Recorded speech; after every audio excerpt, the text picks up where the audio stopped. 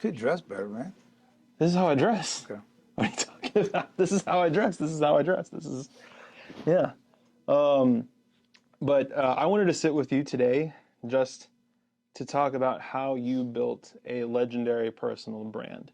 I know personal brand is something that you care a lot about. You've cared so much about throughout your career.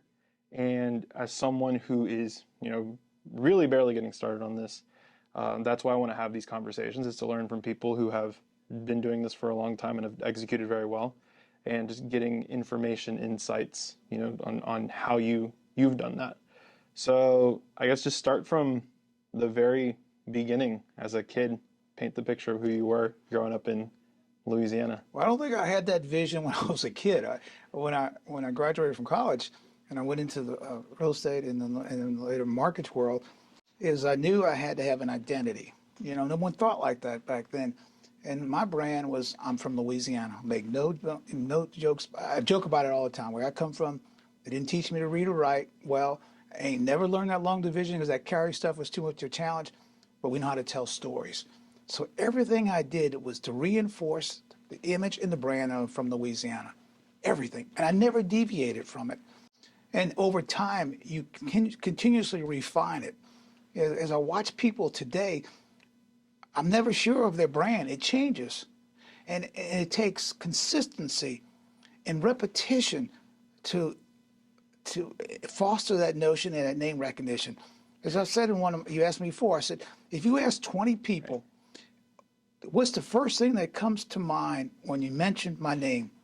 And I'm almost positive, majority of, he's from Louisiana, and he's always got a story. Because you've been consistent with it. That's what you've led with. That's what you talk about. I know some of your gifts in the past have been Louisiana-style cookbooks or Louisiana books, everything. right? The people know you from Louisiana, and then you got to be good at what you do, but people know who you are. And I ask people, what is it about you that people would choose you, and then people say, I give good service. Man, everybody says that. I like people. Everybody says that. I mean, what is it? How are you going to sell that you give good service and you like people, and at the same time reinforce a brand? And you've been doing this for decades. Decades, right? Mm-hmm. And what are the different industries that you've been in? I know you're the CEO of a mortgage company now. You've been in real estate, and you have a sales background. Is that correct? Sales since I've graduated from college, sales, decades. All I ever hear is things are changing. It's a different world. We got social media, we have Instagram, we got Facebook, all that. Nothing is ever changed. Behavior is the same. Same. Right? It's human nature. How do you appeal to them? Now, the channels that you're going to appeal to them may change, but the message is the same. People have to recognize you. They have to see you as a celebrity, somebody that you want to do business with. Now, as I tell people, as they talk about Instagram, which it's recent for me. I've never applied social media at all in my whole career. Never had to, never wanted to. I look at it and I go, what is the reason you're posting that? I mean, I don't know. Somebody could post a margarita glass or a pet or a child. I can't determine if that's the right thing to do. Does it make sense? What I would ask you is, what is your intent and your purpose behind that? Now, they ask me a lot of times, I want people to like me. Well, can you post something or say something that people will like you and do it in a way that demonstrates you're knowledgeable in your profession? So it doesn't have to be an either or. Now, if you want to get followers, if I was a woman, I'd put on a bikini, my followers, but that doesn't mean anything. Why would somebody choose to do business with you among the myriad of people they can choose? That's my responsibility to increase the opportunities and chances of them choosing me. Right. And everything we do is an opportunity to market ourselves. Yeah. You find that, it just seems like you've found those opportunities to promote yourself, sell yourself, anywhere you are, anywhere you go, whoever you interact with. And, I know you've embraced social media a lot the past, I would say, 9 months. Yeah, I did it as an opportunity in a way to lead by leadership. If your people see you posting on social media, being consistent with it. I didn't advertise. I didn't contact real estate agents. It was a resource for my business. Title company functions. I didn't do anything. I didn't use the internet. Everything I did was a personal level that's still applicable today. You know, everybody emphasizes marketing to the masses. To me, marketing to a few people consistently, The ones who bring you intentionally, you business, care. the ones who You know, remember you, they think of more you. than customers. Right. You know, they part of your social and your business orbit, and you consistently do it. Now, I talk to people all the time, and I ask them, you know, what are you doing to maintain contact with your past customers? And everybody, I'm talking 100% of the people I will talk to, it says that's one of my weaknesses. That's my strength. You know, I have said 75% of your future business should come from people you've done business with in the past and people they refer to you. Now, by creating a narrative, I'm from Louisiana with all my stories and all my jokes, they will say, I heard you from Louisiana. I go, well, yeah, I am. I can't read or write well. I mean, it's so scripted. But it makes you different because no other loan officer, no other business owner, no other CEO is going to talk like that to people and relate to people like that and be memorable that way. It's not a station in life. It's not an educational level. It's understanding people. Because, you know, I can tell you, you know, I've done thousands and thousands of loans. I've worked with thousands and thousands of people. Every day they ask me the same questions. They have the same fears, the same concerns, the same issues pop up. Well, with time, you realize I'll script that, how to answer it. You know, like I always say, you know, you don't need to worry about it because I'm a more better worrier than you. Go home, relax. I know you shouldn't say this. Smoke a little weed, drink a wine, take a hot bath, and they laugh. Yeah. And The same reaction I just yes, had. yes, Yeah. same reaction. I've used it thousands and thousands of times. You know where I come from. If somebody tells me no, I'll say we don't need to put it in a brown bag to make it work. You know, you take something that's complex, that we think is routine, it's important to them, and reduce it to a level that say, you know, don't worry about it. I have this. You know, I get so many. You know, I always say, where you've seen it, you read it. Where I come from, we have a saying: disarm people, you know, and let them know that I'm in charge. You know, I never use the word problem. Never say problem. I always say road bump or challenge. And you know, if you put your brain together and my half brain together, we're gonna figure this out. People want to rely on us, and we, you know, we develop some form of we feel like self-importance that people can't talk down to us, they can't criticize us. You know, none of that should matter. What matters is closing the sale, whether in an industry you're in. So I always find, you know, self-deprecating humor always disarms people, and they feel like we're on their level, and listen to them. It doesn't care what I think. It's what they think. And most of the, you know, take those fears and those concerns and reduce them to a level, you know? Right. Because like I said, you know, what you worried about your interest rate today or what you're going to pay for this house today. In a couple of years, you can't even remember what it was. Right. It's important to them today, and you got to make them feel that way. But at the same time, it's immaterial. People buy or make decisions based on emotions. And really, most of the time, they're looking to us to reaffirm it's a wise decision. I mean, they make decisions every day that I would disagree with, but it doesn't matter. As I always say, when you go home and close that door at night, you have to live with either the consequences of your decision. So don't rely on somebody else telling you what to do. People are people. I don't care where they come from. I don't care what price range. I don't care how much they earn, how much experience they have, where they come from. Human nature does not change. They're emotional. Everyone's emotional. It's emotional. Yeah. Were you always going to be in real estate in your life growing up as a teenager in college? What did you picture you were going? Did you dream of being a CEO of a mortgage company? Did you dream of being a CEO? Period. What were those I goals always and dreams for dreamed you? of doing exactly what I'm doing. And you keep referring to CEO. I'm a salesperson. Yeah. I mean, I don't care what role you have. You are constantly having to get people to do things left to themselves they will choose not to do. So I'm selling. I'm selling people, our organization, why you should do something. Yeah, you can make an edict and force people to do it. When they do it begrudgingly, it's not going to achieve the same results. So I don't care what role, what occupation you're in, you are a salesperson. because Well, you're it just seems like you appealing to don't lead people. from behind and tell people what to do. You're leading from the front and saying, I'm selling with you, I'm also selling. And I don't know, it just seems like it has a much Well, different effect when, on people working for somebody like that. when people dictate, they don't have the level of support, it won't be consistent. You want people to do it because they choose to. You present and sell a reason why it's their benefit. And if they see it as a benefit, get out of the way. They're going to do it. As a job as a salesperson, whether you're a COO, is to get people to think beyond what they're accustomed to.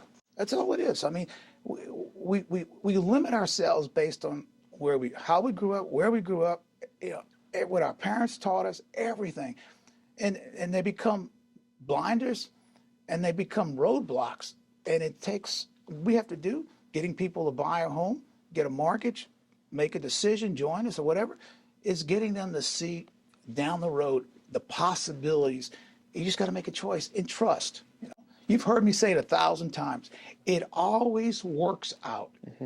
If you have that perspective, it always works out.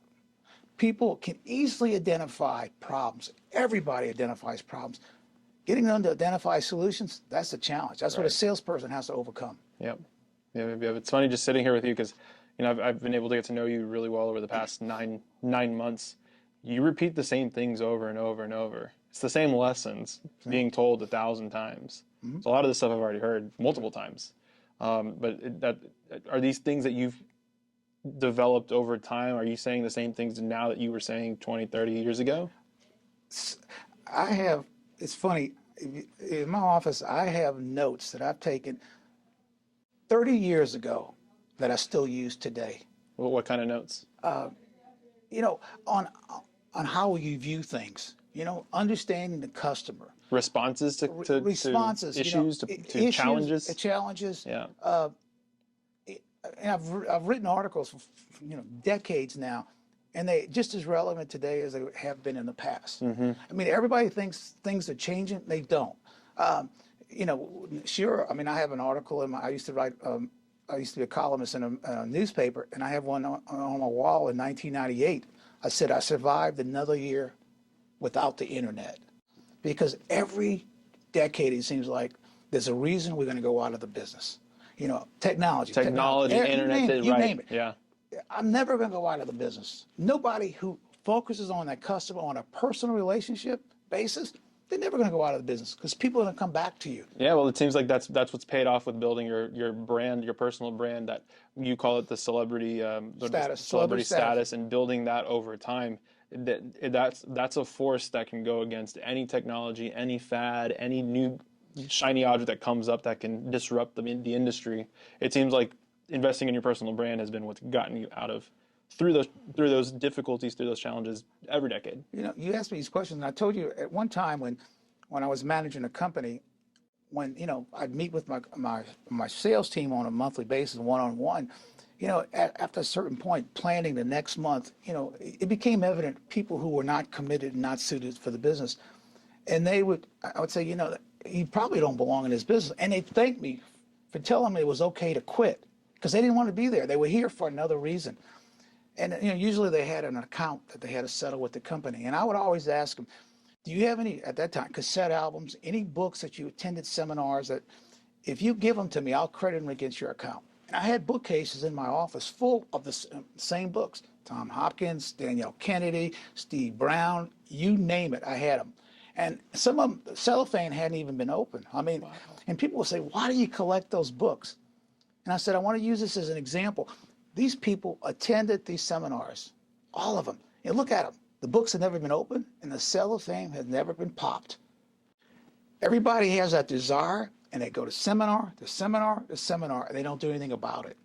And I use that analogy about that farmer, the tractor salesman's trying to sell him a new machine. And he says, son, I ain't farming this half as well as I know how to do it today. You just do it every day consistently, and you learn. When you said I say the same lessons over and over, no, I'm not learning new lessons.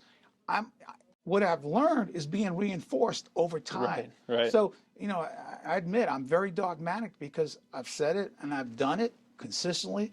So what I preach, I've practiced decades. So if somebody's going to argue about my perspective, they better have a good argument, or they better have done, as long and it has been as successful as I've been, because you're not going to convince me otherwise. Wow. You don't need an internet. You don't need social. You don't need Instagram. You don't need all that helps you.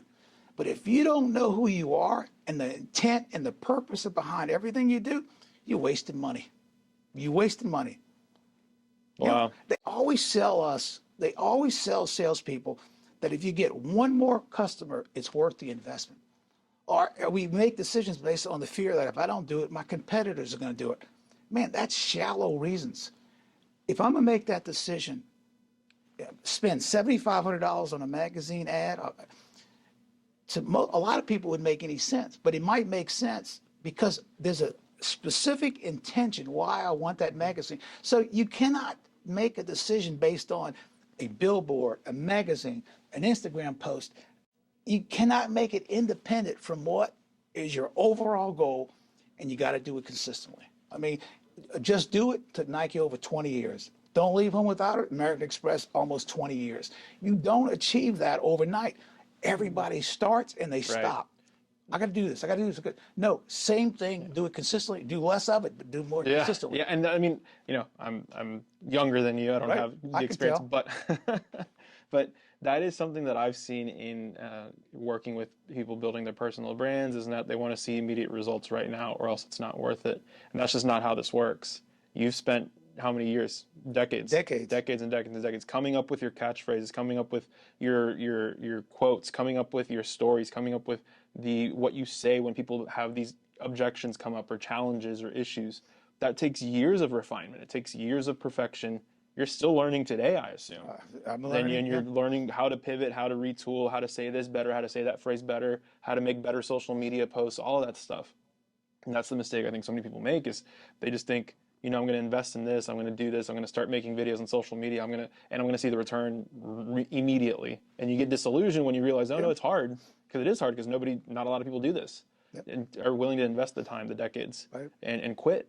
And I bet in your experience, you've seen a lot of people be gung-ho, go to these seminars, go to these classes, buy this class, buy that class, and then leave the book completely unwrapped, leave the cassette tape completely unwrapped, leave the DVD box unopened. And it's got to be, I don't know. Those are called flash in the pans. A legend is someone who's done it consistently year in and year out. Highs and lows, they still are consistent. You endured that. You become a legend because you never quit. And that's hard to do. I mean, there's days you don't want to get out of bed. Does this really matter? My mother told me one time, and I've never forgotten this, you should take pride in everything you do, regardless if somebody sees it or they appreciate it, because So what I always tell people, most people lie to themselves. And what happens is, I think that's what leads to depression, anxiety. I mean, you've been lying to yourself so long that you get disappointed in yourself. So, decide who it is you are, what do you want, and don't compromise. And then, you can fail, but you still enjoy it. I mean, it's, and part of the pleasures of a long career is overcoming challenges, and sometimes devastations. But when you go through it and you look back, I tell you this all the time, you look back more fondly on your, I guess you'd call it, I hate to use the word failures, than you do on your accomplishments. The lows. I mean, you remember those more, and those are the lessons you tell. What I'm telling you is what I've learned from all those lows. Yeah. I mean, Yeah, you never really talked to me about like the successes. You always talk to me about knocking on doors and not selling what you sold, Bibles, encyclopedias, right? Calling home and having your dad hang up on you. I said, Dad, I can't do this. 2 weeks and I ran out of money. Leaving New Orleans first time ever in Marshalltown, Iowa. And I went 2 weeks and didn't sell a single book, not a single book. I was out no money. I called my father and said, Dad, I can't do this. I'm not a salesman. And his words were, sounds like my phone has a problem, and he hung up. So I thought, you know what? I got to do something. And the next week, I was the #1 salesperson because it was in my mind. Yeah. I had to. It became important to me. I wasn't going to disappoint him, and I was really disappointing myself. Yeah. Well, it would set you up where you're going to be. How are you going to take adversity? Are you just going to kind of walk away, go home, or are you actually going to see this opportunity through? Whether you ended up selling books or not, that wasn't the point. I think the point was, I'm here to sell a book. and I'm here to sell books. I'm here to sell this thing, and I'm going to see it through all the way because I'm not a quitter. I'm not going to quit. Yeah, people always say, well, why we going through an extremely challenging market? Why do you keep doing it? Because I love it. I mean, when you've invested your time and the energies and you've lived the highs and the lows of it, you have a passion for it that you don't, it's not something you choose to go do. I mean, anything else is just, it's fun. It's a way, to other people, it's a job. To me, it's a way of life because I enjoy it. The people, I need my customers that I've had over the years, I need them as much as they need me. They gave my career meaning. And I'm so grateful to them, so grateful that I had the opportunity. I know that sounds like a line, but that's absolutely true. But you don't get that point until you endure year after year after year of hard work. It doesn't come easy. Right, right. What are some parting words that you can give me at least, guys, as I'm going through this journey of going through highs, going through lows, building up a business that, can leave a legacy behind? Well, you read Think, Grow Rich, Napoleon Hill, who's the first motivational program, books ever written at the time. He said so many people quit right on the precipice of great success. I mean, they sold the recipe to Coke. The largest gold vein ever found, he quit, he sold it. And within a matter of a few more feet, he would have found it. I don't know, I always say and joke about it, St. Peter has a way of balancing the books. He knows if we really have worked hard to earn it, and he goes, you know what, you've proven yourself, it's going to come your way. And, people quit too easily. They quit too soon. You have to earn your stripes, have faith, and it's going to be there. It always comes. I mean, there's, the books are balanced in your favor if you do it right. That's all I can tell you. That's awesome. That's great. Well, thank you so much for sitting down with me. This was okay. Awesome. Appreciate it. My pleasure, man.